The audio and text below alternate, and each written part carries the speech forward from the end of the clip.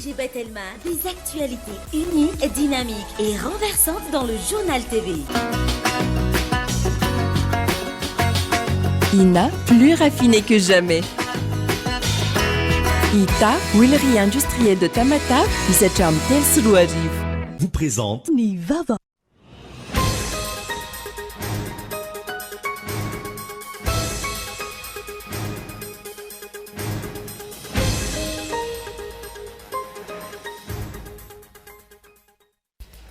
Niverina ny sokatra ary nanatanteraka fotoam-pivavahana androany tenenivon'ny fiangonana Jesosy mamonjy Ankorondrano sy ny trano fiangonana kosa ireo mpino tsy nakatony nivoaka mpifidianana ary mangataka ny hamerenana izany. Ny ena mandrina ny 4,700 ny tapafana tamin'ny fanadinana baccalauréat tamin'ity taona ity ho an'ny faritany-Antananarivo ranoarina ny taona lasa. Izany hoe 3,7 amin'ny 700 no tapafana fanadinana baccalauréat tamin'ity taona ity raha toka 7,50 faingo 7,700 izany teo aloha. Ny toeandroany grevy nataony mponina maro tao Royaume-Uni. Isan'ireo mitokana ny mpiasan'arivo ny eo anivona orinasa amin'ny fahatseranana lehibe iray any an-toerana. Toerin'izy ireo ny fiakaran'ny vidim-piainana miopapana. Ny andindindreo avy hatrany.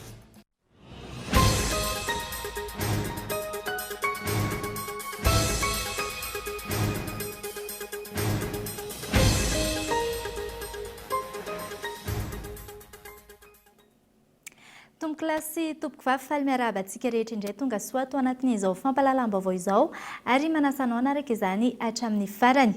Araka ny tsika tamin'ny lohatenim-baovao teo dia niverina ny sokatra ary nanatanteraka fotoam-pivavahana androany ny teny anivon'ny fiangonana Jesosy mamonjy Ankorondrano. Tsy niditra ny fiangonana kosa ireo mpino tsy nakatoa ny voka mpifidianana ary mangataka ny hamerenan'izany. Nahitana mpitandro ny filaminana moa ireo fatra mandina ny teny Ankorondrano teny androany. Fanadihadiana entiny Abraham Handriamanana. Tamin'ny sivora sasany maraina androany nanomboka niverina ny fanatanterahana ny fotoam-pivavahana teny anivon'ny fiangonana Jesosy mamonjy Ankorondrano. Taorian'ny fifandonan'ny samy mpino teny an-toerana ny alahady lasa teo, entitra ny fisavana ireo mpino tonga nandritra izany. Ankoatra izay, tsy nisy ny fiarana azo niditra teo amin'ny tokotanim-piangonana ary nahitana mpitandro ny filaminana ny manodidina ny teny an-toerana. Nisy tamin'ireo mpino tsy nankatony voka mpifidianana nitazana tetỳ ivelan'ny fiangonana nandritra izany, noravan'ny mpitandro ny filaminana ny fitangoronan'izy ireo.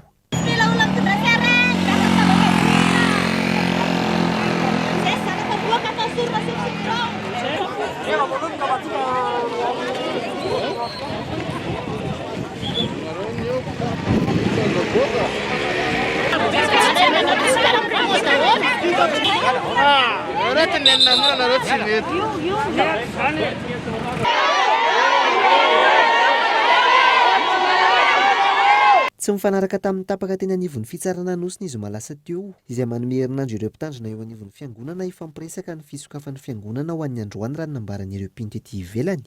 Tamin'izay fotoan'izay ny arivan'io ihany nefa ny pasteur Gilbert dia niatso an'i Raymond hoe ahoana rahalahy tokony tsy sokatra ny fiangonana rapitro mba ahafahantsika misoroka izay zavatra disadisa sy fikorotana mety iseho eo.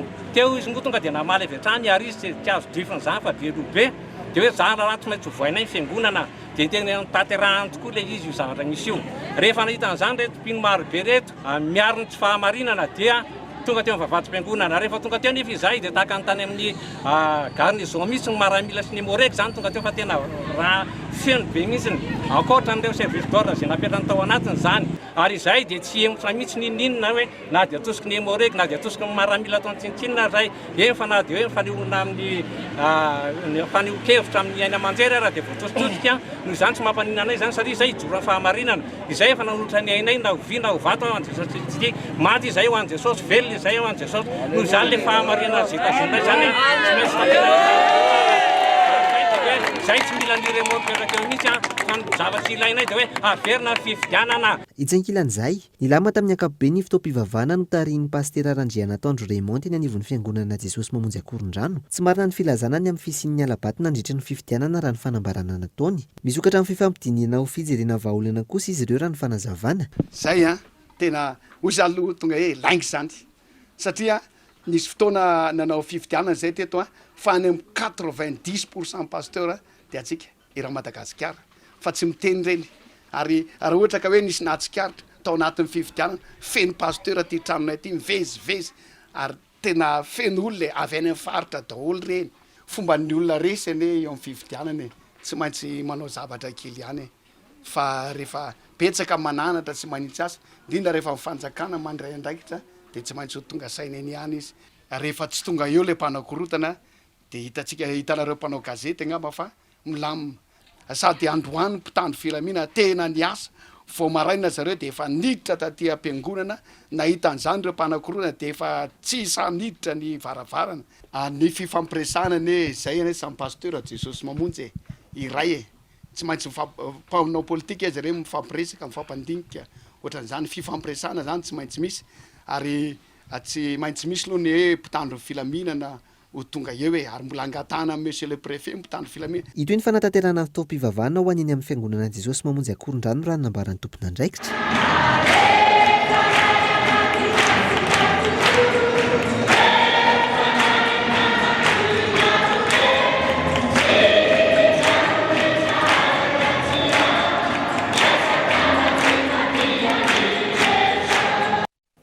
Hitantsika eo ihany moa ny toy n'izay raharaha izay fa eo amin'ny lafiny fampianarana kosa indray dia niena manodidina ny 420 ny tapafana tamin'ny fanadinana baccalauréat amin'ity taona ity ho an'ny faritany-Antananarivo ranoarina ny taona lasa izany hoe 3,770 ny tan'ireo afampanadinana raha toka manodidina ny 9,5 izany teo aloha andeha arentsika avy hatrany mikasika an'izay.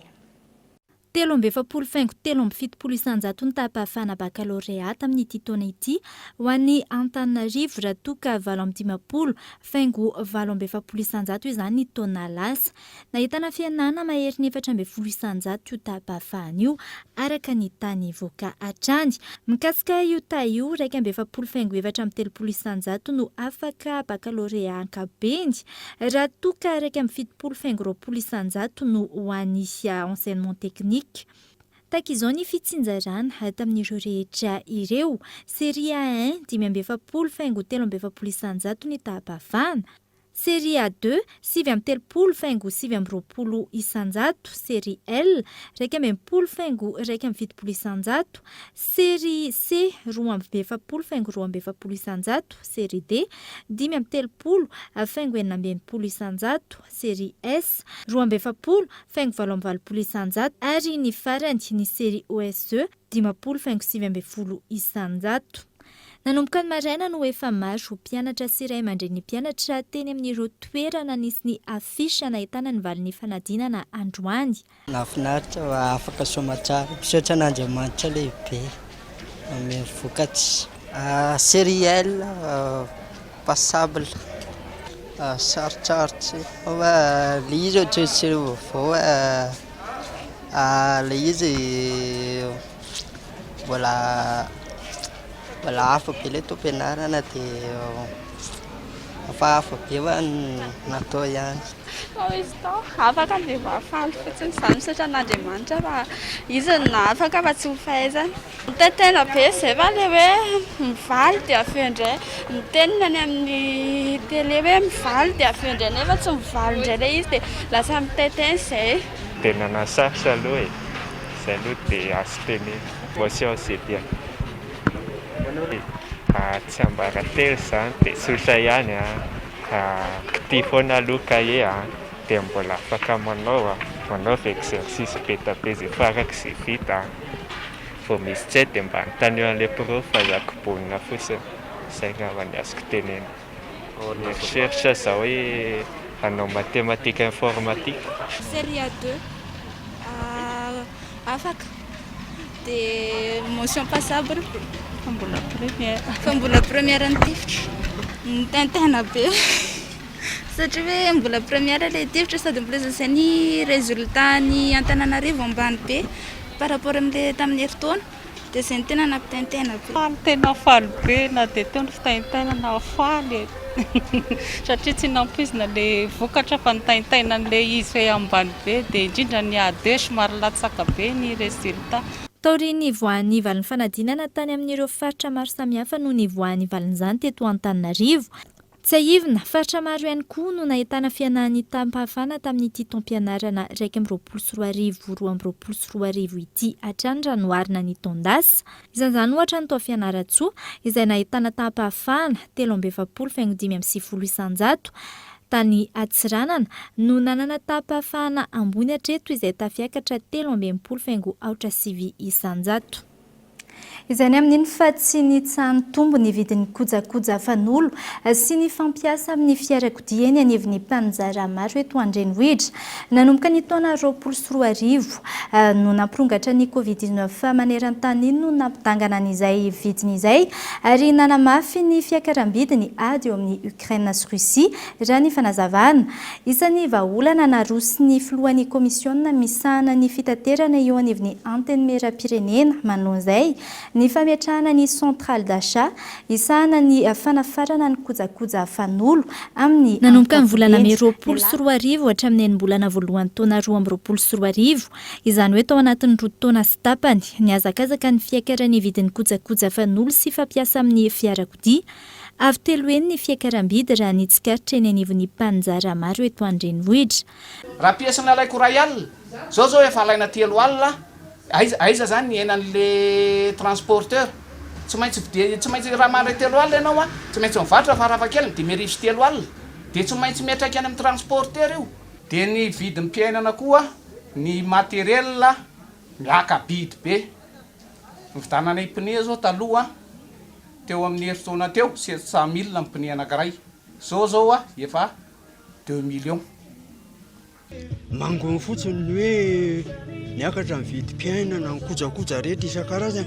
Menaka ankezao fa 125,000 ny litre dia ny azo tomobile ity 7 litre ny ako ny vidange amity dia hitanao azany izy Toedra raha maneran-tany no mitarika ny fidanganany vidin'ny kojakoja fanolo amin'ny fiarakodia ny fanazavana. Ankoatry ny Covid-19 izay nampitangana ny saram-panafarana entana, isan'ny nampiakatra ny vidiny io ny ady eo amin'ny Ukraine sy Russia izay niteraka krizy goavana tao Europe. Ity farany izay isan'ny mpamokatra ny kojakoja amin'ny fiarakodia maro maneran-tany. Tafiakatra hatramin'ny 4,700 ohatra ny fiakarana raha ny tao Allemagne nanomboka ny taona 13 hatramin'ny taona 2024 raha ny tatitry ny Association Allemande des Assurances. Antony nanamafisany filohan'ny komisiona misahana ny fitaterana eo anivon'ny antenne mera-pirenena ny tokony hametrahana ny centrale d'achat ho an'i Madagasikara. Hevitro manokana fotsiny tena manahirana ny mpitatitra dia le resaka centrale d'achat amin'ny resaka vidana piesy zany sy ny fividianana piesy. Zay zany tena hitako hoe zavatra tena manahirana anay mpitatitra. Tena manahirana anay mpitatitra zany zay na inona ho resahana na inona dia tokony mba jerevana satria miakatra isan'andro ilay vidana piesy. Izany inge olana mianjady amin'ny mpitatitra daholo fa aiza moa no hitarainana, aiza moa no anomezana an'izay hoe inona ny tokony mba atao hoe ny contrôle de qualité zany amin'ny zavatra miditra sy amidy eto Madagasikara tokony mba hipetraka sy voafaritra mazava tsara le izy. Ary eo ihany koa moa ny fikojakojana ny lalana mbola miandry ny fanatanterahana dia izay zavatra izay mila afainganina. Raha ny fanazavana ity filohan'ny komisiona misahana ny fitaterana eo anivon'ny antenne mera-pirenena ity hatrany, tokony afainganina ny fijerenan'ny vahaolana indrindra ho an'ny mpitatitra ankehitriny. Ankoatra ny fiakaran'ny vidin-tsoloka izay efa nihoatra ny 700,000, anamafy ny fahatsiantoka ho an'ny mpandraharaha anatin'ny asa-pitaterana ny fidanganan'ny vidin'ny kojakoja fanolo. Ity fiaranan-kilany izay tsy maharitra ela noho ny kalitaony izany. Fa nitohy tany Ferry komina Ankarobato nihetsiky ny vehivavy malagasy miara-miainga izay mivarotra ireo fitaovan'ny mpianatra amin'ny vidiny mirary. Ho an'ny androany fahombiazana ny hetsika raha ny fanazavan'ireo tompon'andraikitra. Fanadidina avy hatrany no araitsika. Noho ny fangatahany be sy maro tao amin'ny kaomina Ankarobato, nisitraka fanampiana avy amin'ny fikambanana vehivavy malagasy miara-miainga ireo mponina tao Ifary androany. Tamin'ny alalan'ny fivarotana ireo fitaovan'ny mpianatra amin'ny vidiny mirary no nanampiana ireo ray aman-dreny amin'izao fanomanana ny fidiran'ny mpianatra izao. Maro ireo nanararotra ny anjifa ary nividy ireo fitaovana samihafa tamin'ity hetsika ity na avy lavitry ny kaomina Zarahan'ny fanazavana. Ia, miarbanja mirary tsara. Ena nampy tsara mihitsy nanampy be mahitsy le izy efa azo. Mirary ihany aloha le izy fahitako anazy sady mba manala fahasaranana amin'le hoe karana ny Antananarivo zay misy azy azo ihany aloha ny fidinany kahe stylo ohatra. Mirary aloha le izy tena manampy entoko tena afa-pasarana an'izay misaotra anareo. Tena hitako mora aloha izy na tonga na anezaka he mbola miverina indray nanampy vola na dia hoe vola ny tsenana raha ny vola tety an-tanana. Efa azo daholo na le fourniturana kahe sy ny stylo efa azo daholo ny anazy. Fa hitako ny vidiny aloha hitako hoe mirary matoa hoe na sakafo hohanina raha nanadangana dia mividanana anazy. Afa-po aloha hatreto fahitako ny vidiny eny ivelany dia izay no nampatonga na mbola hoe verina indray raha nanampy an'ilay izy. Fahombiazana ny hetsika ho ny tompona andraikitra, afa-pona ireo mpikarakara na ireo mpanjifa. Ito ihany amin'ny kaomina maro samihafa distrika Atsimondrano ny fivarotana ireo fitaovan'ny mpianatra toy ny any Ambatofotsy sy Tsiafaha. Raha ny hetsika nataon'ny vehivavy malagasy miara-miainga teto amin'ny fokontany Farihy zao dia tena natsiaro afa-po ny vahoaka satria fangatahana ery zareo ny verenana ifanondroany teto dia tonga izay satria fanampiana le izy fanampiana ho an'ny ray aman-dren'ny mpianatra amin'izao fahasahiranana zao satria ny targetra ny malagasy miara-miainga dia izay manoro lalana mahitsy mamindra aina sy ny fianarana lova tsara indrindra ka izay ny antony anaovan'ny vehivavy malagasy miara-miainga izao hetsika izao dia tsisy manana ny ampy koa fa sambatra izay mifanampy dia izay zany ny antony nanaovana ny hetsika afa-po na ny mpikarakara na ny vahoaka. Mbola hitoetra moa izay hetsika izay amin'ny toerana maro samihafa fa mialohan'ny hanarahantsika ny toy ny fampahalalam-baovao tahaka ny mikasika ny fivoaran'ny valanaretina Covid-19 eto Madagasikara eo ihany koa ny maresaka iraisam-pirenena dia anaraka dokavatra aloha isika.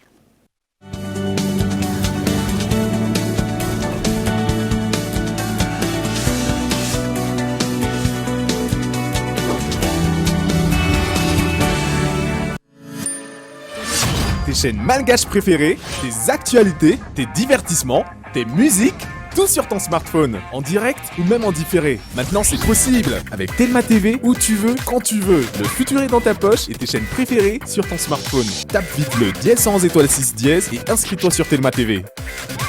Telma TV, ça fit Tsucha Malagasy.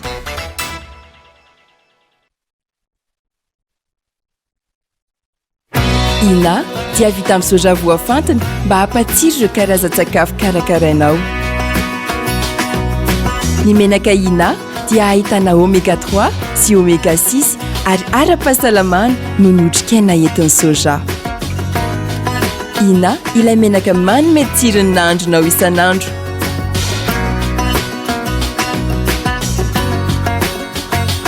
Ina, plus raffiné que jamais. Ita, huilerie industrielle de Tamatave, misatra amin'ny telo sy roa arivo.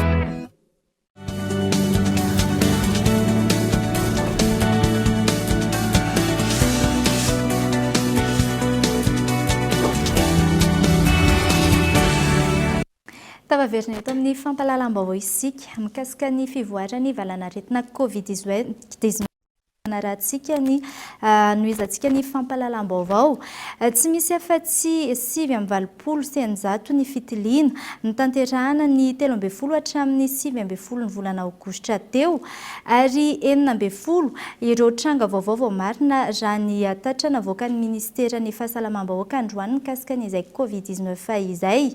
Ny ampy 7.20 kosa ireo sitrana soamantsara nandritra izany raha toka 3 ireo forme grave. Ny eto amin'ny faritra Analamanga no ahitana ny tranga betsaka indrindra izay 4.20, iray ny tranga tao Vakinankaratra ary iray tao Sava.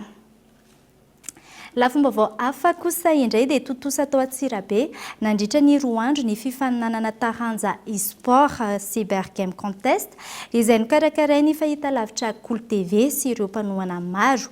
Atsikaritra nandritra ny fifaninanana fa niakatra ny lentan'ireo mpilalao any an-toerana fa nadihadihana entiny andro ny Rina Randriamiarsoa izay Cool TV Antsirabe. Taoriny faritra Boeny dia ny faritra Vakinankaratra indray no nandray ny cyber game contest bira edition nandihan'ny faharoa izay notanterahana teto amin'ny Alliance Française Antsirabe. Fifaninanana eo amin'ny taranja e-sport izay nokarakarain'ny fahitalavitra Cool TV sy ireo mpanohana marobe. Nahitana mpandray anjara manodidina ny 30 eo teo amin'ny lalao Tekken sy ny FIFA 2022. Hita taratra nandritra ny fifaninanana fa manana mpilalao sangany sy avolenta raha mitaha amin'ireo faritra hafa efa nilalovan'ny Cyber Game Contest ny mpilalao avy eto Antsirabe raha nanambarany mpikarakara. Ny niveau any Antsirabe zany tena tsoroko marina nazara tsy nanam-po hoe niakatra be le izy, tena niakatra be. Misy zany ny joueur favori n'importe où zany na peu importe région na Antananarivo na Antsirabe na Tamatave na inona, misy foana joueur favori fa tsy napoiziko mihitsy le niveau an'le joueur hafa zany. Fa tena misy manome surprise teo zany, surprise ny loser final zany hoe ohatrohatry ny hoe ady alohan'ny ady farany zany le izy raha anaty le compétition dia olona tsy nampoizina mihitsy zao io zany hanao finale grande finale amina favori anankiray, tena tsy nampoizina le izy, donc feno spectacle dia nafinaritra zany. Indrindra moa zany fa Madagasikara amin'izao tena manomboka hitany any ivelany ary tsy mi-exagérer na manao inona amin'ny teny izany fa tena manomboka tsapany any ivelany amin'izay hoe misy Madagasikara, misy moa zany ao anaty Tekken raha Tekken manokana resahana, misy ny ligue TWT zany hoe Tekken hors tour homan'ny Bandai Namco sy Arada izay mpamorona ny Tekken mihitsy moa zany, dia tamin'ity fotoana ity tafiditra tao anatin'ny circuit mihitsy Madagasikara hoe tena anisan'ny pays milalao anatin'le ligue. Dia Madagasikara rery zao tao anatin'ny Afrique du Sud no nahazo titre hoe toujours prime amin'ny tournoi ngeza be manaraka amin'ny voalohan'ny volana septembre. Toujours prime io zany hoe tena reconnu zany Madagasikara hoe anisan'ny pays tsara e-sport indrindra aty amin'ny Afrika. Dia fa manomboka hita be any ivelany zany le izy. Afa-po tanteraka ireo mpandray anjara nandritra ity hetsika Cyber Game Contest Bira Edition nandihan'ny faharoa ity izay naharitra 2 andro ary anisan'ny nampiavaka ny hetsika ny fandraisana anjara ireo andriambavilanitra. Ireo mpilalao izay nivoaka ho mpandresy kosa dia isolo tena ny fatrifakinankaratra amin'ny fifaninanana nasionaly izay ho tanterahana any Andrenivohitra. Afa-po tsara lesika, efa mihamafy ny adversaire, le stress zay mbola mila gérena. Fa samy voan'ny stress daholo zay dia aza manaonao foana avy eo. Dia ny faharoa azo atao hoe na afa-po anaky ihany na dia somary niaina ary izay participant fa le izy nafinaritra be fa tena nampiavaka an'le izy tena au niveau be daholo le ankizy na Tekken na FIFA. Ny tenako manokana aloha dia afa-po satria efa hita le tare taloha tamin'le andiany voalohany dia nisy koa ny tare vaovao dia nafinaritra be le izy. Participante amin'ny Tekken. Jeu zany fa hoe ny Tekken efa filalaovako hatramin'izay mihitsy efa ela. Perso tena filalaovako Kunimitsu dia indray koa mampiasa Asuka ihany Kunimitsu ny tena perso principal. Ambony daholo ny niveau satria efa quasiment efa mpiara milalao daholo izay ny participant efa vitsivitsy aloha ny tamin'ity. Aorian'ny fatrifakinankaratra dia ny faritra mahatsatra ambony indray no andray ny fifaninanana Cyber Game Contest andiany manaraka izay mbola ao anatin'ny fandaminana tanteraka ireo mpikarakara. Fa fanadihadiana miavaka indray no entina aminao amin'izao fanadihadiana manaraka izao. 17 taona izao iravavy na antsoina hoe bebevavy. Salama tsara izy amin'ny ankabeny dia hoy ny zanany ary mbola maty tadidy tsara. Ny mikasikazy indray araka izany no ndeha arahintsika avy hatrany. Monom-Bojanahary distrikana Parafaravola iravavy nafantatry ny maro amin'ny hoe bebevavy. 17 taona no niainany teto an-tany izao. Nanomboka tamin'ity taona ity dia nalainy zanany hipetraka ao aminy ao Ambohitrarivo. Izy no ny tsy fahafoizany azy hipetraka irery na dia mbola mahavita mikarakara vatana sy natokantrano azy. Ianao moa zany zanany fahafiry, zanany fahavalo. Firy zany nareo naterany? 13 mianadahy. Ny zafiny 17 mianadahy. Dia ny zafiafina 20 mianadahy. Dia ny zafy tsiraisina 7. Amin'ny ankapobeny izy dia salama. Miasa mamelona ny taranany zany dia tsy mitely soka mihitsy izy. Ary izany zavatra izany dia efa taty aoriana be mihitsy ny tsy nahitana anazy miasa intsony. Ary mbola hitanay fa efatra taona teo eo talohan'izao izy eo izao vao tsy mipetraka teo amin'ny fatana izy. Anisany nandray anjara tamin'ny fifaninanana fampitana misy i bebevavy akalarana faharoa izy tamin'izany fotoana izany. Tantara nanamarika ny fiainany ny rara 770. Regna fa dalidal regny koa dia tsy boko mampiany sitrika anaty ala io. zany anika satria anaty zoro zavatra betsaka be ny misitrika kay entiny dada tsy mama mafy ny zany mafy ny zany aiza manoloty dimby amin'ny farany tamin'ny karantsika tsy dia manana aretina antaiza izy fa ny sofiny no tsy dia marefiry intsony. Ny lohany koa no marary azy no ny lozam-pifamoivoizana ananjo azy. Ty voankazo i bebevavy ary gisa hono no tena loka tiany ka rehefa fetiny fahaleovan-tena dia tsy adino ny tarana ny fahaizana mitsinjara izany. Tantarany aminay dia izany izy hoe efa tamin'ny nahita ny andro tamin'ny andro ny Sonagaly manko ny fiteny anazy. Dia izy mandeha manampy ny rainy tamin'ny andro ny fananjanany tany dia manampy ny rainy mandeha anaty ala anaty zetra manao kanalina izay mba tsy mba nahitany fianarana firy ohatry ny zanak'iny satria nampalahelo anazy ny rainy zay izy vavy matoa teo amin'ny nateraky ny dadany. Lehilahy anankiray izany mba zokiny dia izy ny vavy matoa.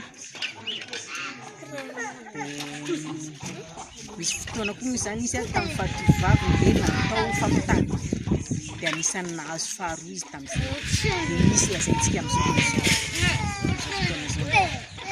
1947 zany dia efa zavatra efa niainany tanteraka mihitsy. Ho anareo taranana iny no tena hoe souvenir tsara sy hoe tena ahafantarana azy. Dia rehefa andro fety ohatra 26 juin na Christmas dia ny manodisy ny tena zava-dehibe aminazy dia alohan'ny voanany trano dia efa voazarazara aminay taranany zany hoe ohatra n'ireny mizara gâteau reny mizara ny varingisa izay vao lasa mandeha mamonjy lanonana. Isan'ny afatry ravavibena i bebevavy amin'izao fotoana izao ny mba hifankatsiavana. Fatotosandroany fiakarana an-tsehatra fankalazana ny faha-efapolo taona ny Mamy Rakoto. Nisy araka izany ny fampisehoana sy rindran-kira ny arahan'ny mpanakanto Mamy Rakoto sy ireo mpanakanto maro samihafa. Fitinokoloina. No tanterahina androany ny fampisehoana izay niarahana amin'ny Mamy Rakoto sy ireo mpanakanto namany. Etsika izay fanolorana ny kabila ihany koa. Tonga maro ireo mpankafiny ihany koa ireo hira nahafantarana ny mpanakanto hatramin'izay. Isan'ny fampisehoana anombohana ny fankalazana ny faha-efapolo taona ny mpanakanto ity no tanterahina androany ity. Anolorana le kapila voavoaka hoe best of Mamy Rakoto zany. Izy io dia best of zarain'le maison de disque hoe Nuit des Six Records. Sanganasako rehetrarehetra misy 520 zany ao anatiny ao 15 titres. Nanomboka tamin'ny taona 4 hatramin'ny 24 eo angambany à peu près. Dia iny zany mamey an'le sanganasako rehetrarehetra dia hoe zana mpahafantarana malagasy dia le androany fanolorana an'izay kapila izay. Ankilany nivoaka ary efa afaka jifaina eny amin'ireo roa samihafa ny hiran'ny mpanakanto. Mbola maro ireo etsika ho karakaraina mandritra n'ity fankalazana ny faha-efapolo taona ity raha ny fanazavana.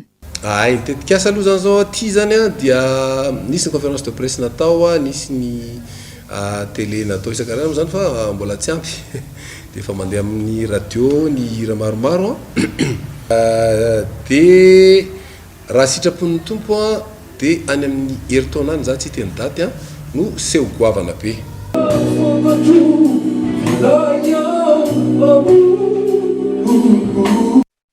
Eo amin'ny maresaka iraisam-pirenena kosa indray dia nitoy androany ny grevy nataony mponina tao Royaume-Uni. Isan'ireo mitokana ny mpiasa an'arivo eo anivona orinasa amin'ny fahadiseranana lehibe iray any an-toerana. Toerin'izy ireo ny fiakaran'ny vidim-piainana miopapana. Fanadihadiana eo amin'ny sarin'ny France 24. Miditra amin'ny andro fahatelo androany fitokonana nataony mponina maro ao Royaume-Uni. Mitombony hatezeran'ny mpiasa manoloana ny fiakaran'ny vidim-piainana miopapana. Nanomboka androany ary haritra 7 andro ny fitokonana nataon'ireo mpiasa miisa 710 izay miasa eo amin'ny fahadiseranana lehibe iray. Mitaky ny fampiakarana karama ireo mpiasa manoloana ny fisondritry ny vidim-piainana io. Tao anatin'ny iray taona nahatratra 10 faingo iray isan-jato ny tany fiakaran'ny vidim-piainana ho an'ny volana jolay na ny inflation io. Tambony indrindra tato anatin'ny 40 taona izany. Vinavinaina hiakatra 13 isan-jato io amin'ny volana oktobra izao. Ankoatry ny lafiny sosialy, misedra ny crise politika ihany koa ny Royaume-Uni taorian'ny fanambaran'ny Boris Johnson na ny fametra-pialany. Amin'ny fahadiminy volana septambra avy izao raha tsy ahivina ny hovidiana izay andimby azy. Dia izay ihany koa toko klasy toko vavy namarana ny fampahalalam-baovao tamin'ny tsiality ankehitriny ianao nanaraka izany hatramin'ny farany. Veloma tompoko.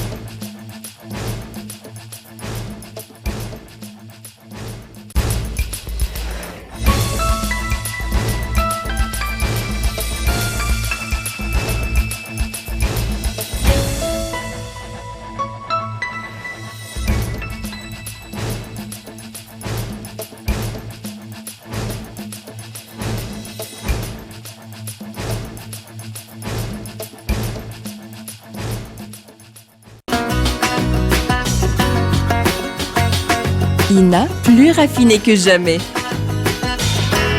ITA, huilerie industrielle de Tamata, Isacham Telsuluariv, vous a présenté Nivavo. 5G Batelma, des actualités unies, dynamiques et renversantes dans le journal.